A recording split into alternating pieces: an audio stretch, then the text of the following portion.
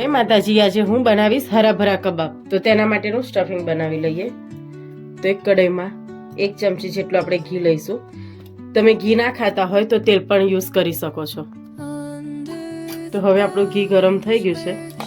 તેમાં આપણે આદુ એડ કરીશું, લીલા મરચાં,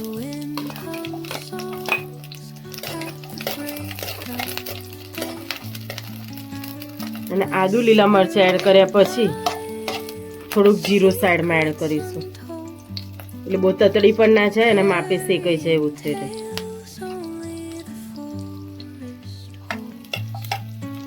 એટલે બહુ તતડવા નહીં દેવાનું અને થોડું થોડું શેકાઈ જશે. હવે તેમાં આપણે કેપ્સિકમ એડ કરીશું.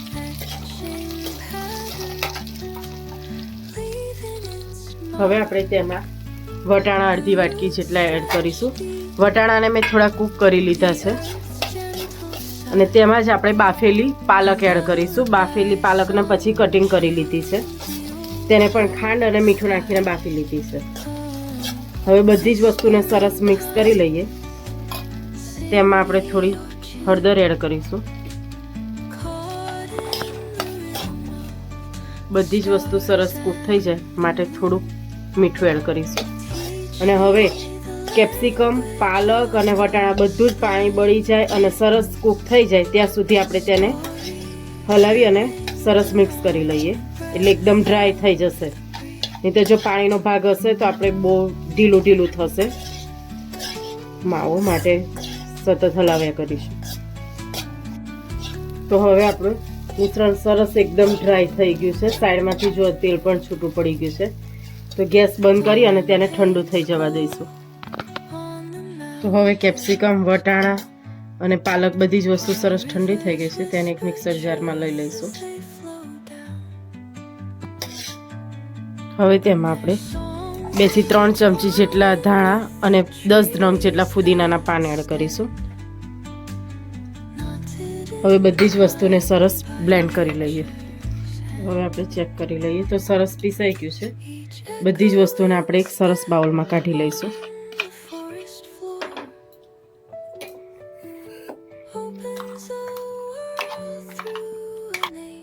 હવે તેમાં આપણે 2 નંગ બાફેલા બટેટા એડ કરીશું. ખમણી લીધા છે. હવે તેમાં આપણે ચણાના લોટને શેકી લીધો, ધીમા એકદમ બ્રાઉન કલરનો થયો ત્યાં સુધી. તો એવો આપણે 3 થી 4 ચમચી ચણાનો લોટ એડ કરીશું. તો 4 ચમચી ચણાનો લોટ એડ કરી દઈએ. અને બ્રેડ ક્રમ્સ 2 ચમચી જેટલા એડ કરીશું, બાઇન્ડિંગ આપે એટલે. અડધી ચમચી ગરમ મસાલો, અડધી ચમચી આમચૂર પાવડર. તમે આમચૂર પાવડરના બદલે લીંબુનો, અડધી ચમચી જેટલો ચાટ મસાલો, અડધી ચમચી જેટલું સંચર પાવડર.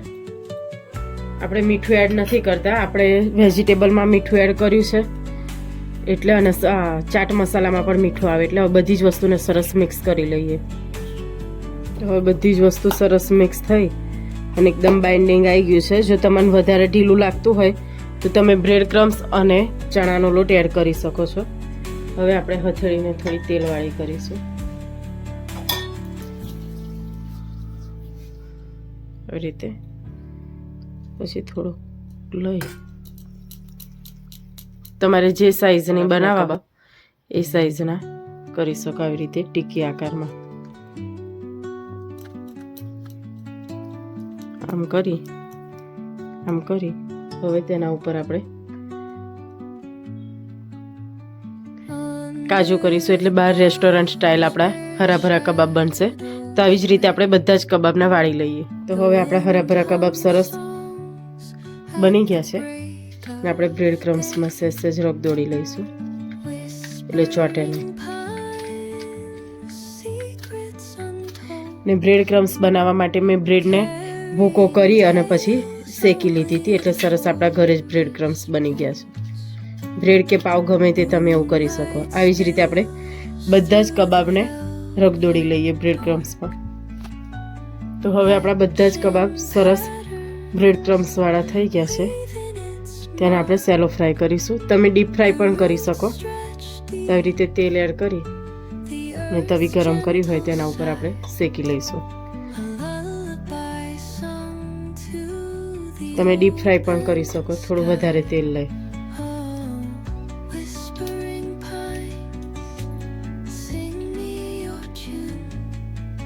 તો ધીમા ગેસે આપણે તેને શેકી લઈશું. બહુ ફાસ્ટ ગેસ રાખીશું તો બ્રાઉન કલરના અને બળી જશે, એટલે અને બહુ સ્લો ફ્લેમ હશે તો તેલ વાળા થશે. માટે આપણે મીડિયમ ફ્લેમ રાખીશું અને ધીમા ગેસે સરસ મીડિયમ ફ્લેમે શેકી લઈએ.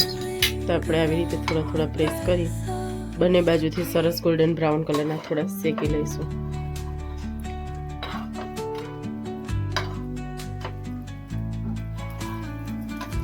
આપણા હરાભરા કબાબ બનીને તૈયાર થઈ ગયા છે. હવે આપણે તેને સર્વ કરી લઈએ. કબાબ શેકાઈ ગયા છે, તેની ઉપર આપણે ચાટ મસાલો ભભરાઈ દઈશું, એટલે સરસ રેસ્ટોરન્ટ સ્ટાઇલ થઈ જશે. તો તૈયાર છે હરાભરા કબાબ. તમને અમારી રેસીપી કેવી લાગી તે જરૂરથી કોમેન્ટમાં કહેજો. અમારી ચેનલને લાઈક કરો, શેર કરો અને સબસ્ક્રાઈબ કરો. જય માતાજી.